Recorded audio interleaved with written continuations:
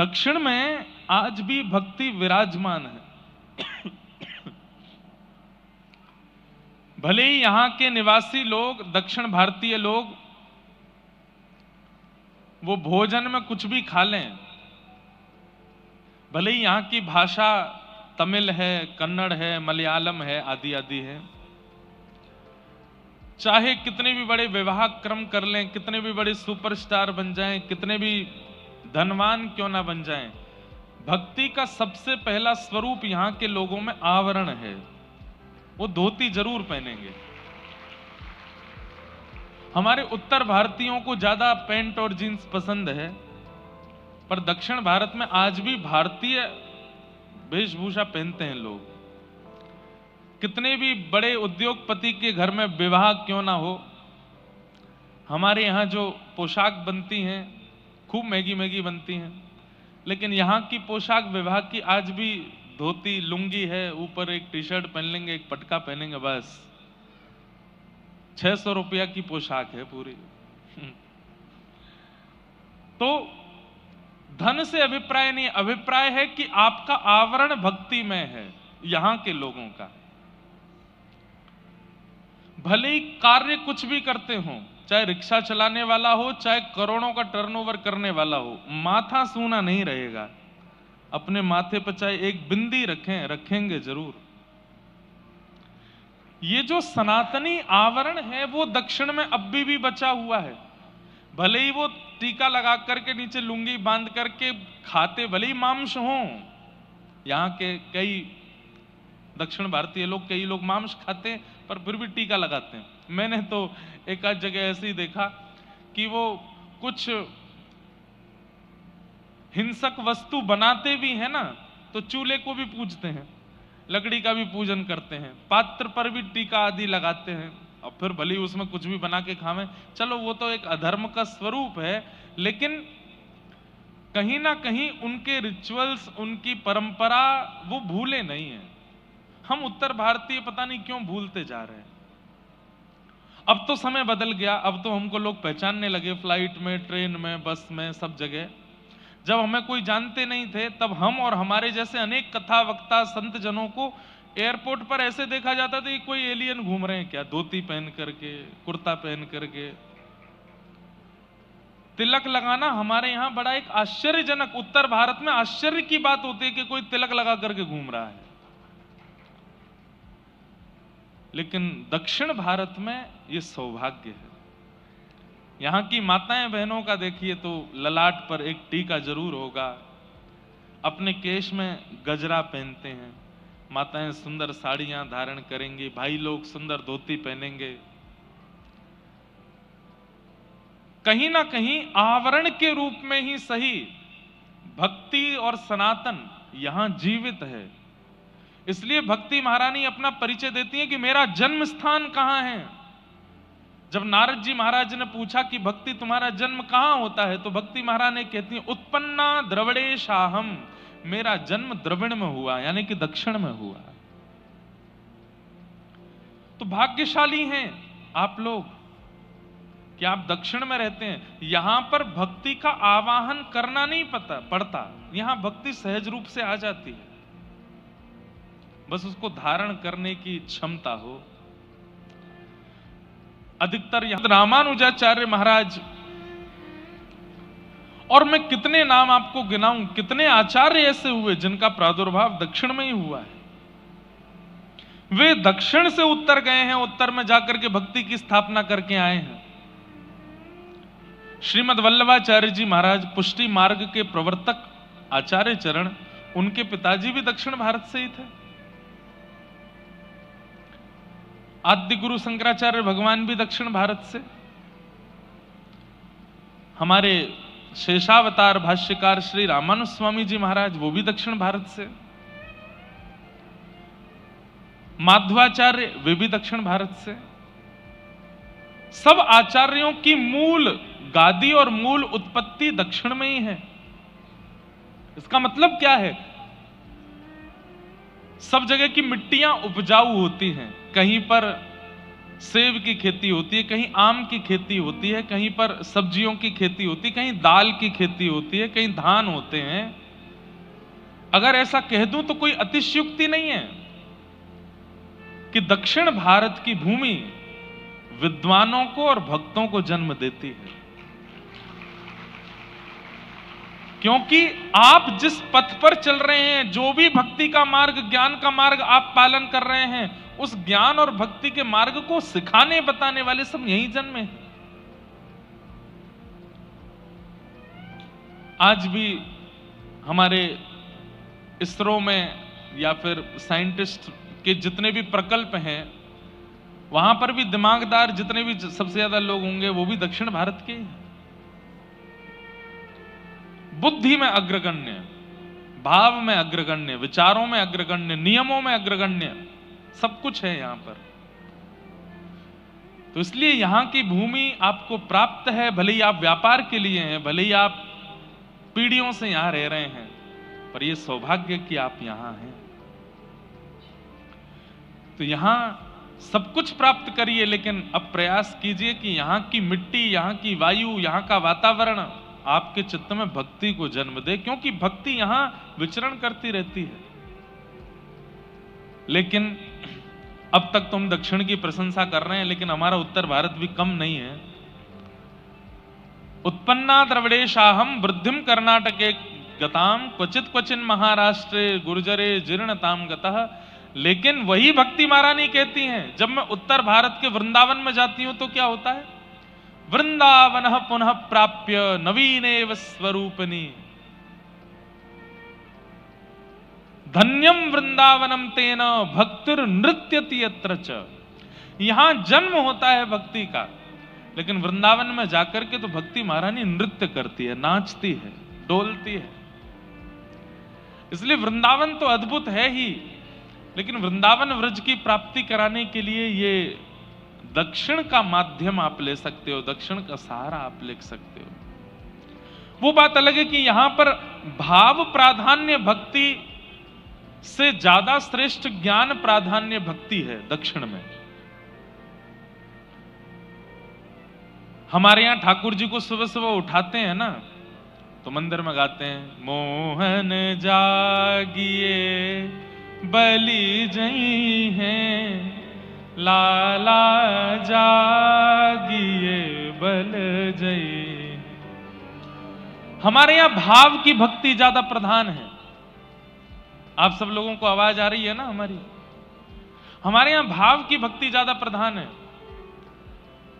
यशोदा मैया लाला से कह रही है, लाला उठ जा, भोर रह गई है, देख सूर्य ने कर आयो, जल्दी उठ जा। ठाकुर जी कह रहे ना मैया अब ही ना उठ रो। तो फिर यशोदा मैया ठाकुर जी को लोभ दे रही हैं, तेरे कारण श्याम सुंदर मैं नई मुरलिया लई, मोहन जागिए बलि जई हैं, लाला जागिए बलि जई। लाला देख तेरे काजे नई मुरली लाई हूं मैं। सोई ठाकुर जी उठ करके बैठ जाते हैं, और जैसे ही मुरली के बहाने ठाकुर जी उठते हैं, यशोदा मैया आरती उतार देती है, ठाकुर जी की मंगला हो गई। अब हमारे उत्तर भारत के वृंदावन के मंदिरों में अलग अलग पद्धति से इन्हीं भाव से ठाकुर जी को उठाया जाता है। पर आपके दक्षिण भारत में उत्तिष्ठ उत्तिष्ठ गोविंद, उत्तिष्ठ गरुणध्वज, उत्तिष्ठ कमलाकांत, त्रैलोक्यम मंगलम कुरु। हे गोविंद आप उठ जाइए, उठ करके क्या करो? बोले त्रिलोक का मंगल करिए। हे कमलाकांत, हे लक्ष्मी जी के स्वामी, आप उठ जाइए, उठ करके इस पूरे विश्व का कल्याण कीजिए, तीनों लोकों का कल्याण कीजिए। यहां सुप्रभातम गाया जाता है। यहां ठाकुर जी को वैदिक रीति से सेवा का भाव है। यहां पर ठाकुर जी की सेवा में वैदिक भाव प्रधान है, ज्ञान प्रधान है। हमारे उत्तर भारत में भाव प्रधान है, भक्ति भाव प्रधान। यहां ठाकुर जी का भोग लगाएंगे तो भोग लगाते समय त्वदीयम वस्तु गोविंद तुभ्यमेव समर्पयेत्, ग्रहाण मुखो भुक्त्वा प्रसीद परमेश्वर। ठाकुर जी आप भोग लगाइए, आपके सामने इतने व्यंजन हैं, और भोग लगाएंगे, आंख पर हाथ रख के ठाकुर जी को ऐसे पवाएंगे। पर हमारे उत्तर भारत में आज दधी मीठो मदन गोपाल, ठाकुर जी के आगे पद गाएंगे, ऐसो दही हम कबहु न चाख्यो, सुन गोकुल के नाथ, आज दधी मीठो मदन गोपाल। यशोदा मैया, अब पुष्टि मार्गीय परंपरा में एक पद आता है, मुझे पद याद नहीं है, वहां पर यशोदा मैया बार बार पाए लगती है ठाकुर जी के, लाला अनेक भोजन कर ले। क्यों? छोटे बालक हैं, और छोटा बालक जो होता है ना वो दौड़ता रहेगा, कभी वहां चढ़ जाएगा, कभी कहीं चढ़ जाएगा, कभी नीचे बैठ जाएगा, कभी कहीं भाग जाएगा, पीछे मां थाली लेके भाग रही है, लाला अनेक खा ले। तो हमारे यहाँ के ठाकुर जी छोटे बालक के रूप में हैं, तो पुजारी जो हैं वो ठाकुर जी के बार बार पैर पूजते हैं, ठाकुर जी भोजन कर लो, ठाकुर जी प्रसाद पालो, आज कड़ी पकौड़ी बनी है, आज आपके लिए सुंदर मीठे भात बने हैं, थोड़ा पा लीजिए। अच्छा, दक्षिण भारत के विशेष मंदिरों में ठाकुर जी की मंगला हो जाती है सुबह 3:45 बजे। तिरुपति बालाजी तो सोते ही नहीं है, 24 घंटा जागे रहते हैं, थोड़ी देर के लिए उनका कपाट बंद होता, बाकी तो दर्शन देते रहते हैं। कहीं कहीं मंदिरों में शयन हो जाते हैं तो 9 बजे, 8 बजे, 10 बजे शयन हो जाते हैं, 7:30 बजे, और ठाकुर जी का मंगला हो जाती है सुबह 3:45 बजे। 3:45 पे तो उठ गए ठाकुर जी, और उठते ही महाराज शुद्ध जल से स्नान होगा, स्नान होने के बाद ठाकुर जी का मार्जन होगा, उसके बाद ठाकुर जी का तिलक स्वरूप होगा, फिर आरती होगी। हमारे यहाँ बिहारी जी कितने बजे उठते हैं? सुबह 8 बजे उठते हैं। कितने बजे? 8 बजे उठते हैं, और 8 बजे भी उठते हैं तो आरती होती है, घंटी नहीं बजाई जाती। क्यों? लाला है, अभी आंख खुली नहीं है, डर जाएगा। तो हमारा उत्तर भारत जो है वो भक्ति भाव परसों उत्सव विश्राम हुआ। कल एक दिन तो हमने रखा कि भाई सब ऐसे थोड़ी, परसों कल ही आ जाता तो फिर मैं यहाँ व्यासपीठ पर सो रहा होता। तो फिर मैंने कहा एक दिन तो दो, तो फिर आ जाए। आज कल और परसों 3 दिन यहाँ क्रम करेंगे, उसके बाद फिर 2 दिन का बीच में समय है, उसमें अपने कुछ और कार्य हैं वो करने जाएंगे, फिर कलकत्ता में कथा है वहां पहुंच जाएंगे। तो ये 3 दिन का सत्र हमको मिला है। इसका उद्देश्य केवल एक है हमारे मन में, आपके मन में क्या है पता नहीं, पर हम अपने मन की बता दें कि 3 दिन के अंदर हम सबकी चित्तवृत्ति, हम सबकी मनस्थिति, हमारी बुद्धि, उसमें भगवत प्राप्ति की एक किंचित इच्छा प्रकट हो जाए। बंधुओं देखिए, धन सब कमाते हैं, ऐश्वर्य सब कमाते हैं, यश सब कमाते हैं, और ये सब कमाने के लिए हम लोग पृथ्वी पर आए हैं, ये बिल्कुल मिथ्या बात है। नहीं, सुत दारा और लक्ष्मी पापी के भी होए, पापी भी कर लेता है ये सारे काम। हम में और पापी में अंतर क्या है कि उसने धन भी कमाया, ऐश्वर्य भी कमाया, यश भी कमाया, पर हमने इन सब के साथ साथ ठाकुर जी को भी पाया। ये विशेषता है। वो धन धन नहीं है जो ठाकुर जी से युक्त ना हो, वो यश यश नहीं है जो ठाकुर जी से युक्त ना हो, वो परिवार परिवार नहीं हो सकता जिसमें ठाकुर जी की भक्ति ना हो। इसलिए सब कुछ कमाना है संसार में, पर भक्ति युक्त होकर के, भक्ति की धारा से कमाना है, भक्ति के स्पर्श से कमाना है। तो वो उद्देश्य हमारा इन 3 दिनों में बने कि चौथे दिन जब यहां कथा विश्राम हो, उसके बाद आपकी स्थिति ऐसी हो जाए कि हंसना, बैठना, उठना, खाना, पीना, नाचना, कपड़े पहनना, सब में ठाकुर जी विराजमान हो, सब में। यहां कई लोग मुझको ऐसे दिख रहे हैं जो स्वरूप धारण, तिलक धारण करके बैठे हैं, और उनके तिलक से ऐसा लगता है शायद वो रोज ही लगाते होंगे। हाँ, आपके से। इसका मतलब क्या है? इनके रूप का आकर्षण दूसरों के लिए नहीं है, जिनको अपने रूप का आकर्षण करना होता है वो दुनिया भर के पलस्तर अपने मुख पर लगाते हैं, लेकिन जिनको ठाकुर जी को आकर्षित करना होता है वो तिलक नित्य लगाते हैं, नित्य धारण करते हैं। जैसे हमारी माताएं बहनें, और अब माताएं बहनों तक कहां रहे, अब तो भाई लोग भी खूब श्रृंगार करते हैं अपना। भाइयों के भी मेकअप होते हैं, पहले नहीं होते थे, अब होने लग गए। तो उसके पीछे कारण क्या है? किसी का आकर्षण, किसी को अपनी ओर आकर्षित करना है, इसलिए करते हैं। ठीक वैसे ही चाहे लाल श्री हो, चाहे सफेद पासा हो, चाहे व्रज रज हो, चाहे पीला चंदन हो, जैसे ही आप ये धारण करते हो ना, इससे और कोई आकर्षित नहीं होता, ठाकुर जी आकर्षित होते हैं, ठाकुर जी समीप आने का भाव बनाते हैं। जब कोई तिलक लगा करके अपने घर से निकलता है तो जैसे कोई मेकअप करके श्रृंगार करके निकलता है, तो रूप के आकर्षक लोग उसको देखते हैं, ओह इसका रूप देखो कितना सुंदर, कितना गोरा, कितना आकर्षक। ठीक वैसे ही तिलक स्वरूप लगा करके जब व्यक्ति निकलता है तो ठाकुर जी उसको देखते हैं। अरे हम कह रहे हैं 24 घंटा में वो एक बार भी अगर हमको देख लेते हैं तो कितनी बड़ी कृपा है। जो व्यक्ति नित्य तिलक लगाता है ठाकुर जी उसको एक बार तो जरूर देखते हैं, कैसा लग रहा है, कितना सुंदर है। तिलक स्वरूप धारण करे, उसमें भी फिर धोती पहन ले, शिखा रख ले, आचार विचार की शुद्धि कर ले, तो ये समझो कि 24 घंटा में 2-4 घंटा में ठाकुर जी देख ही लेते हैं एक बार तो। ये मेरो है या को ध्यान मुंह को रखनो है।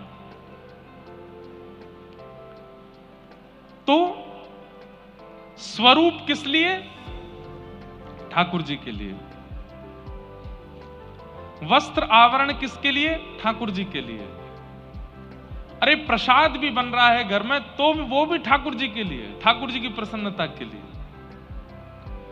ये सब हमारी परिस्थितियां स्थितियां सब में ठाकुर जी विराजमान हो जाएं, ये हमारा उद्देश्य हो जाए, इसके लिए हम ये 3 दिन की चर्चा करेंगे। और इस 3 दिन की चर्चा में हम ठाकुर जी की लीला नहीं सुनेंगे, ठाकुर जी के भक्तों के चरित्र सुनेंगे।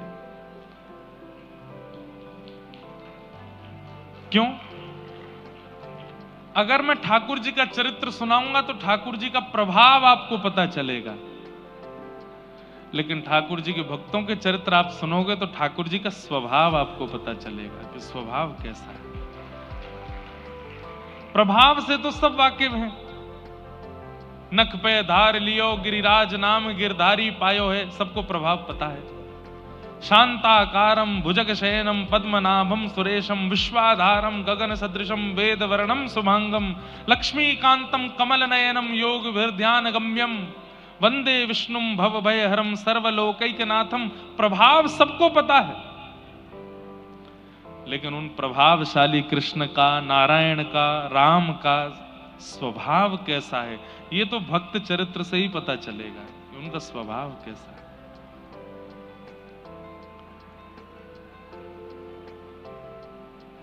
हमारे बरसाने से अभी आए हैं, तो बरसाने में एक किशोरी जी के भक्त हुए, उनका नाम था गुलाब। क्या नाम था? गुलाब। पूरा नाम तो उनका गुलाब खां था। वो भले ही जन्म से हिंदू नहीं थे, लेकिन उन पर बहुत बड़ी कृपा ये हो गई कि उनका जन्म बरसाने में हुआ। बहुत ध्यान से सुनिएगा सब लोग, बरसाने में जन्म हुआ। आज भी पीली पोखर के पास में उनकी समाधि है, उनका चबूतरा है गुलाब खां का। बहुत ध्यान से सुनिए सब लोग, इधर देखो। तो उनके ऊपर कृपा ये हो गई कि वो ब्रज में जन्मे थे। भले ही जन्म उनका हिंदू परिवार में नहीं हुआ, लेकिन ब्रज में जन्मे, और ब्रज में भी बरसाने में जन्मे। ब्रज में जन्म होना बहुत बड़ी बात है। फिर ब्रज में भी गोवर्धन, नंदगाम, बरसाना, वृंदावन, गोकुल में जन्म होना बहुत बड़ी बात है। उसमें भी श्री बरसाना धाम में किशोरी जी के चरणों में जन्म लेना, ये और भी बड़ी बात है। हमारे हरिराम व्यास जी कहते हैं, स्वर दे दो थोड़ा सा। किशोरी तोरे चरणन की रज पाऊं, किशोरी तोरे चरणन की रज, जारज को ब्रह्मादिक तर सत, जारज को ब्रह्मादिक तर सत, सूरज शीश चढ़ाऊं,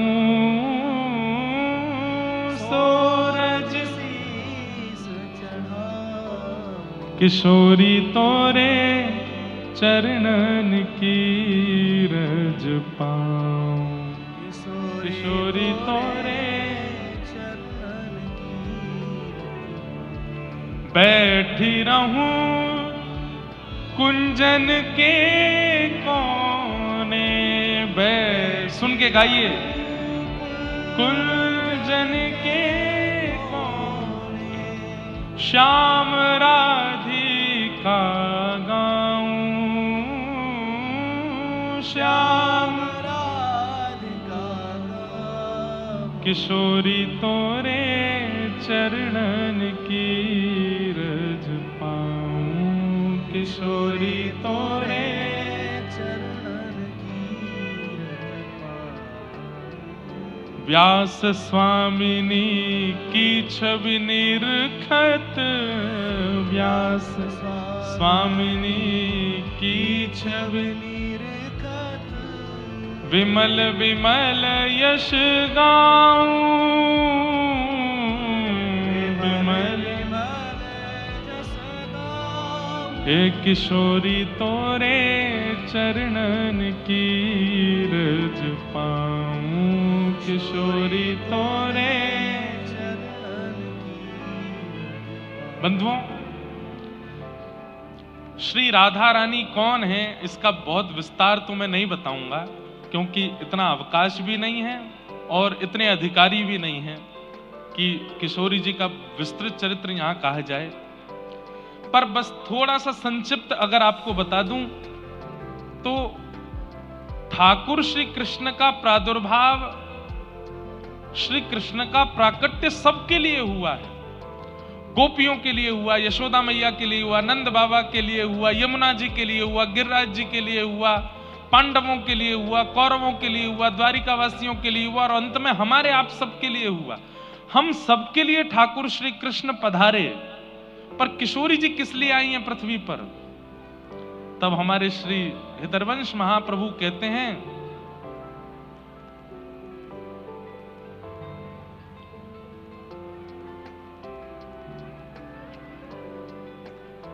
मोहन हित जन्म लियो श्यामा।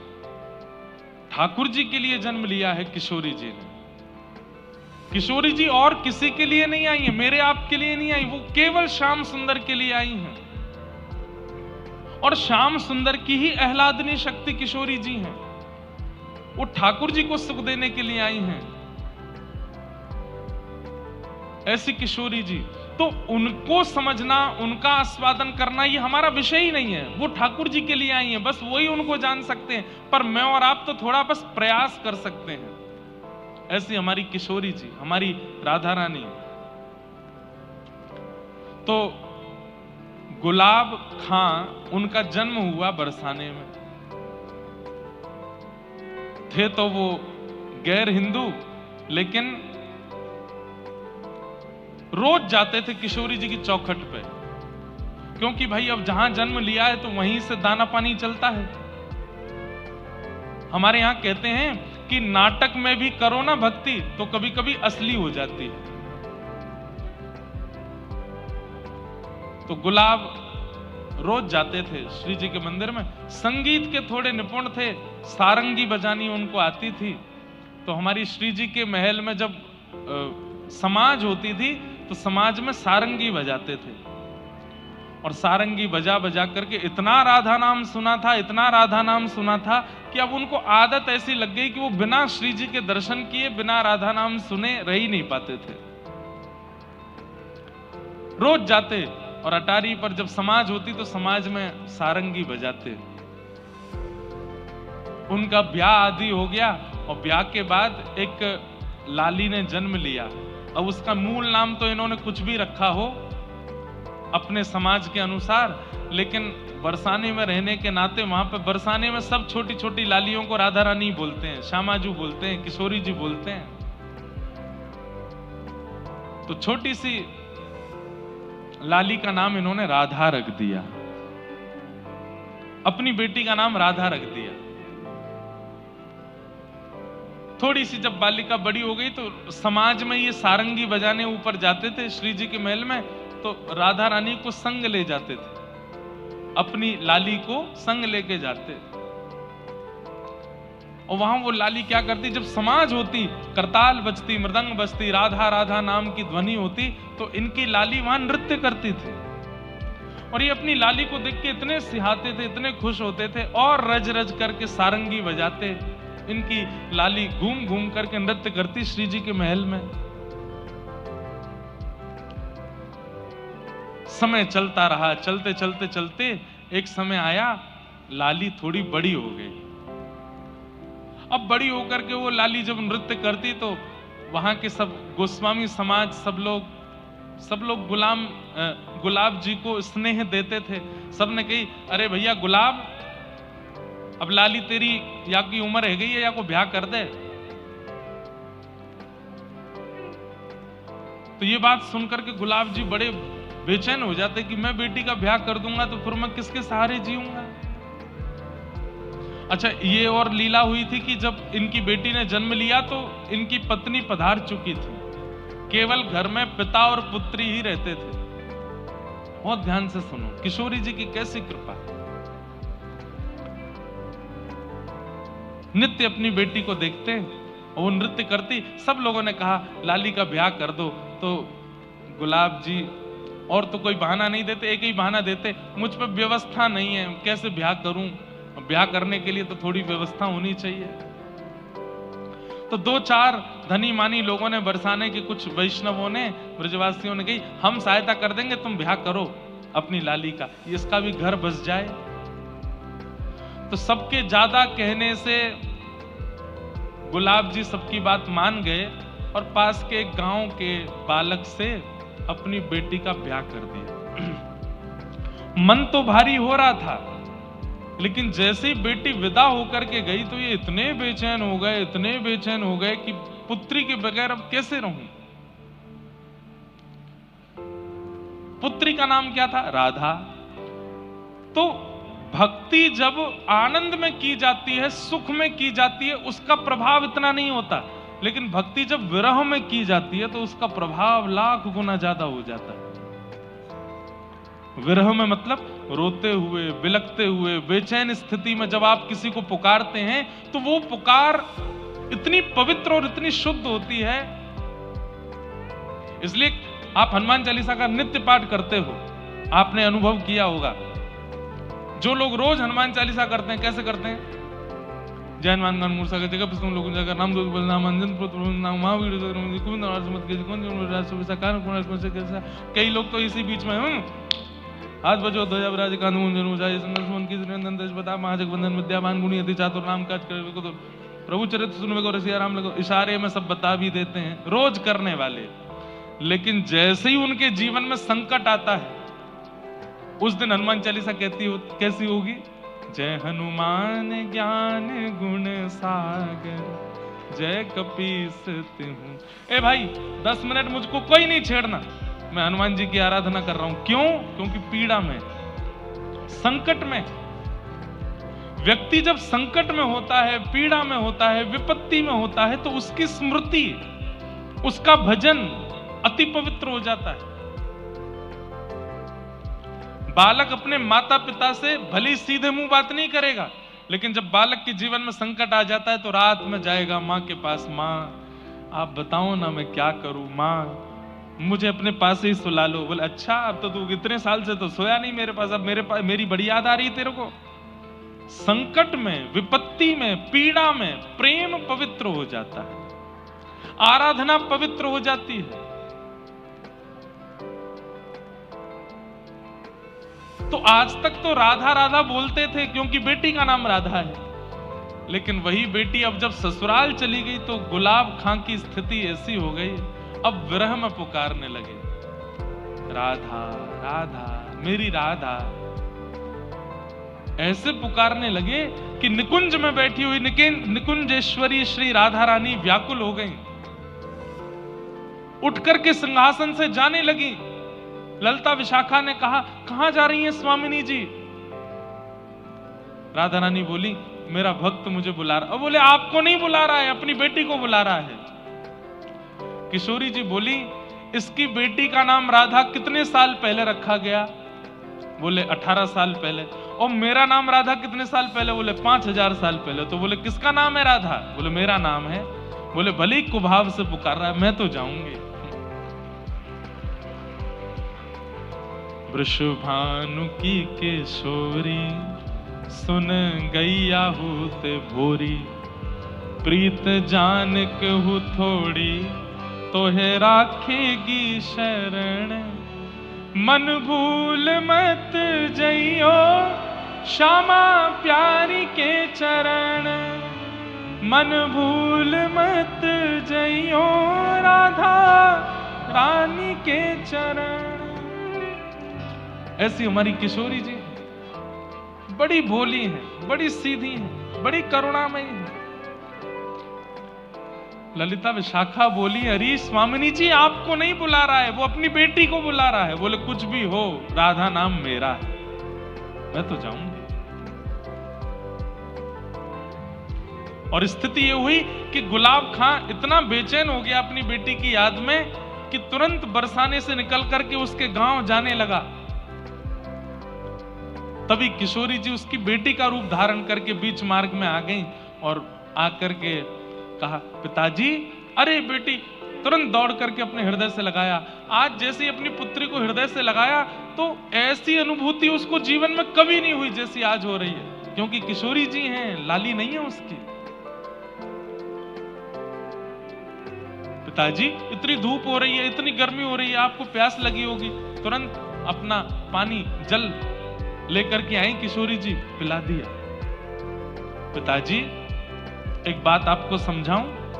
अब देखो किशोरी जी ये नहीं चाहती कि ये बरसाना छोड़ करके जाएं कहीं भी, तो क्या बोली, पिताजी आप रोज रोज मेरी ससुराल आओगे तो ससुराल वाले मुझे बहुत कष्ट देंगे। बोले, कैसा पिता है तेरा, रोज आ जाता है, रोज यहीं आ जाता है, इसलिए पिताजी आप मत आया करो। मैं आपको वचन दे देती हूं, जब आप ऊंचे स्वर में करुण होकर के मुझे पुकारोगे, राधा राधा राधा मेरी लाली राधा, मैं तुरंत आ जाया करूंगी, मैं आ जाया करूंगी।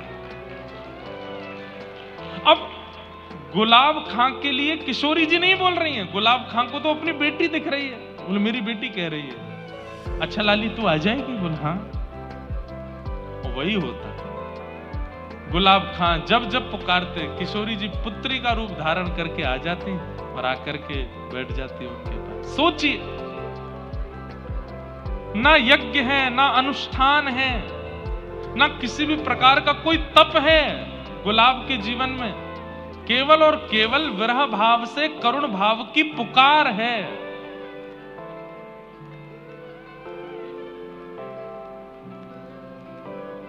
बहुत दिन निकल गए, रोते रोते पुकारते, लेकिन किशोरी जी नहीं आई। तो जब पुत्री नहीं आई तो मन में सोचने लगे, मुझसे तो मना कर दिया कि मेरे ससुराल आना नहीं, और आप पुकारोगे तो मैं आ जाऊंगी, अब इतने दिन से बुला रहा हूं, आ नहीं रही है। तो श्री राधा रानी की चौखट पर पहुंच गए, अर्धरात्रि में जाकर के सिंह द्वार पर बैठ गए और वहीं बैठ करके रोने लगे, मेरी राधा मेरी राधा राधा मेरी स्वामिनी राधा राधा मेरी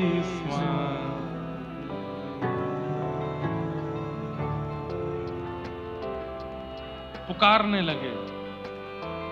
और जैसे ही पुकारा, इतने में ही श्री किशोरी जी प्रकट हो गए। 3 दिन से कुछ खाया पिया नहीं था गुलाब खां ने। और किशोरी जी प्रकट होकर के बोली, पिताजी का भयो, आप काई को इतने परेशान है रहे? अरे लाली मैं तुमको कितनो बुलायो, तू काई को ना आई? बोले पिताजी अब आ गई ना। बोले पिताजी बहुत दिन हो गए आपने सारंगी नहीं बजाई, अब एक सारंगी बजाओ, मैं नृत्य करूंगी। अर्धरात्रि का समय। तुरंत गुलाब खां सारंगी लेकर के आए, बजाने लगे। और छोटी सी उस आंगन में किशोरी जी ही राधा का रूप धारण करके, मतलब उनकी पुत्री का रूप धारण करके नृत्य कर रही हैं, और श्री गुलाब खां सारंगी बजा रहे हैं। हो मेरी प्यारी को नाम श्री राधे, मेरी प्यारी को नाम श्री राधे, मेरी प्यारी को नाम। ओ श्री राधे, श्री राधे,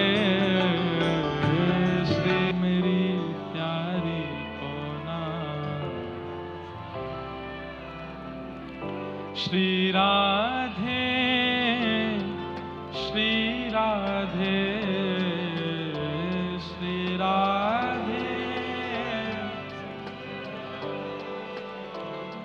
नथवारी को नाम श्री राधे, नथवारी को नाम श्री राधे।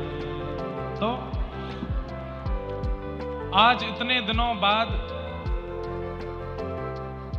गुलाब खां जी ने फिर से सारंगी बजाई और श्री राधा उनकी पुत्री के रूप में किशोरी जी नृत्य कर रहे हैं।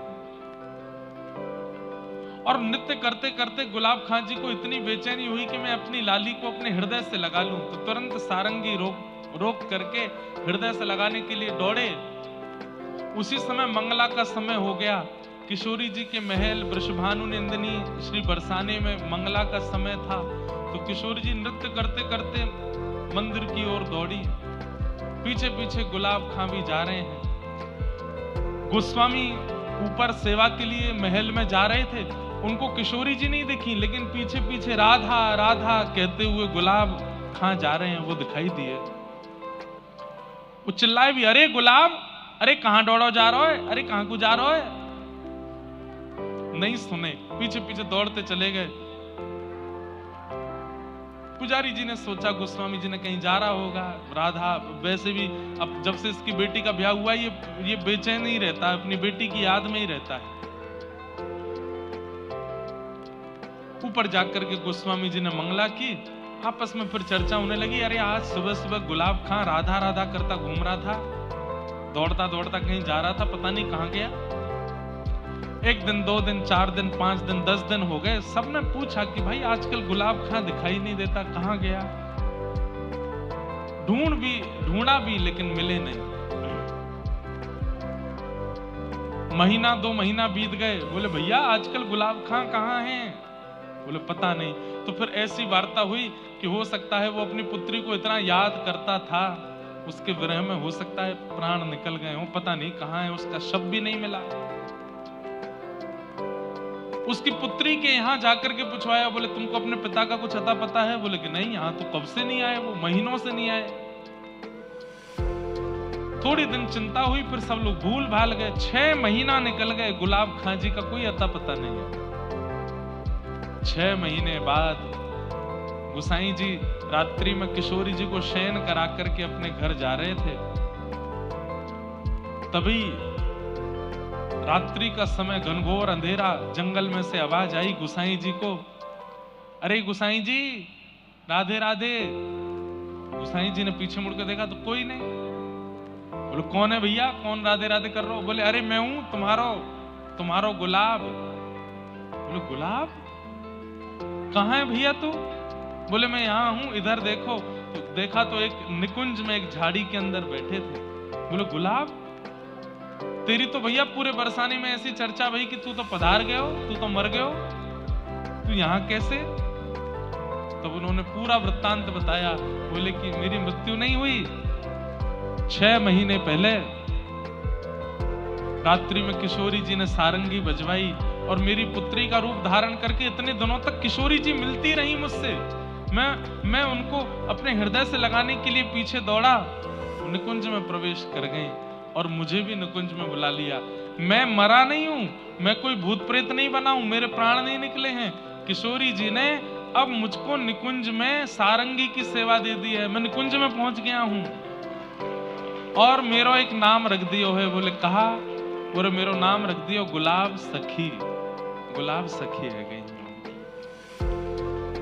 सुबह। और इतना कहकर के वो अंतर ध्यान हो गए। सुबह पुजारी जी ने ये बात सब गोस्वामियों को बताई, बरसाने के लोगों को बताई। और आज भी बरसाने में वहीं पीली पोखर के पास गुलाब सखी जी का चबूतरा है। समाधि नहीं है उनकी, क्योंकि उनका देह तो मिला नहीं, केवल वहां वो गुसाई जी को दिखे थे, इसलिए यह माना जाता है कि वो यहीं कुंज निकुंजों में प्रविष्ट हो गए। सोचिए, एक नाम पुत्री का रखने मात्र से और उस नाम को विरह वेदना से बुलाने मात्र से किशोरी जी की कैसी कृपा गुलाब सखी के ऊपर हुई कि उनको निकुंज की प्राप्ति हो गई। हम आप सब लोग नाम जपते हैं पर स्वार्थ लाग करहि सब प्रीति, हमारे नाम में स्वार्थ है। हम श्रीमन नारायण भी कहते हैं तो उसमें नारायण से कुछ ना कुछ मांग रहे हैं, कुछ ना कुछ इच्छा रख रहे हैं। हम कृष्ण गोविंद गोपाल मधुसूदन मुरारी आदि नाम भी जप रहे हैं तो उसमें कोई ना कोई स्वार्थ छिपा हुआ है हमारा, निस्वार्थ। ऐसी गुलाब सखी हमारे बरसाने में हुई, आज भी उनका स्थान है। हम गुलाब सखी तो नहीं बन सकते, पर हम जो भी हैं उसी में ही नाम के प्रति कम से कम इतने सुदृढ़ तो हो जाएं कि उस नाम के आश्रय से हमें कुछ अनुभव ठाकुर जी का हो जाए। देखो, एक बात हम स्पष्ट रूप से कह दें, दर्शन ठाकुर जी के नहीं हो पाएंगे हम। हमें ऐसा लगता है कि कलिकाल में अब ऐसी स्थिति आ गई है कि ठाकुर जी का दर्शन तो हमको नहीं होगा। हो भी सकता है, कोई उस पर प्रमाण नहीं है, पर अनुभव करने की क्षमता तो हमारी है। अनुभव तो हम कर सकते हैं, उनकी अनुभूति तो हम उनको महसूस तो हम कर सकते हैं। जैसे हवा महसूस होती है, लाइट महसूस होती है, स्वाद अनुभव होता है, ऐसे ठाकुर जी का भी अनुभव हो सकता है। और स्पर्श रूप गंध शब्द, इन पंचों से ही ठाकुर जी का अनुभव होगा।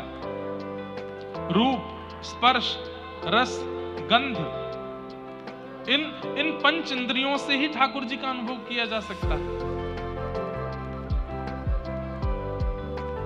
कुछ नहीं तो शब्द सुनाई दे जाए ठाकुर जी का, ऐसा स्वर सुनाई दिया कि बस इस स्वर को सुनने के बाद स्थिति स्तब्ध हो गई, अब कुछ और सुहा नहीं रहा है, बस वही स्वर, ये अनुभव हो सकता है। ऐसी सुगंधी आई कि बस उस सुगंधी के बाद में मन पवित्र हो गया, बुद्धि पवित्र हो गई, अब मन में कोई विकार उत्पन्न नहीं होते, ऐसी सुगंधी चढ़ गई है ठाकुर जी की, ये अनुभव हो सकता है। ऐसा कोई स्पर्श मिल जाएगा कि उस स्पर्श के बाद अब जगत स्पर्श की इच्छा नहीं रहेगी, वो विकार मुक्त हो जाएंगे हम। ऐसा एक रूप दिख जाए किसी संत का, किसी महापुरुष का, किसी रसिक का, किसी ब्रज भक्त का, कि उसके रूप को देखने के बाद अब कुछ और देखने की इच्छा नहीं है। सूर कहां कहे दुविध आंधरो, बिना मोल को चेरो, भरोसो दृढ़ इन चरणन केरो। श्रीमद वल्लभाचार्य जी का दर्शन करने के बाद सूरदास जी के चित्त में कैसे कैसे अनुभव प्रकट होने लगे भक्त दर्शन से। सुनिए, सूरदास जी महाराज, नाम सबने सुना है। हरि दर्शन की प्यासी अखियां, हरि दर्शन के प्यासी, सूरदास जी कैसे हैं? सूरदास सूरदास जी का जन्म दिल्ली के पास के गांव में हुआ। जन्म से ही आप नेत्रविहीन थे, नेत्र नहीं थे आपको। लेकिन बंधुओं, कई लोगों का अवतरण पृथ्वी पर हमारा कल्याण करने के लिए होता है। वो भगवत प्राप्ति करने के लिए नहीं आते, वो अपने जीवन से, अपने जन्म से हमको भगवत प्राप्ति करा देते हैं। सब लोग बिल्कुल सावधानी से बैठो, इधर देखो, सावधानी से सुनो। कई लोगों का जन्म अपने जीवन से हमें भगवत अनुभव कराने के लिए होता है।